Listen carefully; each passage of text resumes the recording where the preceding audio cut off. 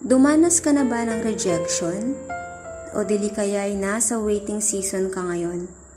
Sa pag-ibig, sa trabaho, sa pamilya, sa kaibigan, sa pangarap, o kahit ano man yan, hindi ka nag-iisa. Hindi lang isang beses, bagkus marami. Yung tipong may pangarap ka pero laging failed.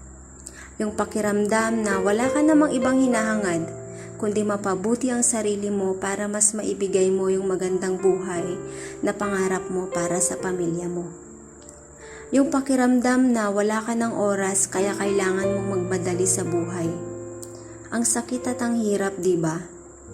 Siguro nagtatanong ka sa Panginoon kung bakit hindi sinasagot ang mga dasal mo at tila pinabayaan ka na niya.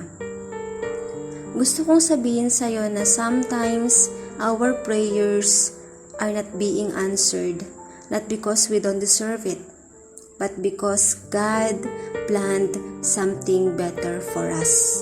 Napakaganda, diba? Hindi ka ba excited na makita at matamasa ang magandang plano niya para sa'yo? Kaya kapit lang, kasi naniniwala ako na there is hope in every pain we let go. Alam ko mahirap magtiwala, lalo na kung wala ka namang nakikitang sign na someday makakamit mo na lahat ang mga hinahangad mo. Pero isipin mo yung mga laban na naipanalo mo na. Paunti-unti man, pero nakakaraos din. Ika nga nila, malayo pa, pero malayo na.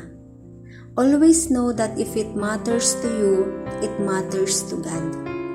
The most assuring part about waiting is God is still working. So rest for that.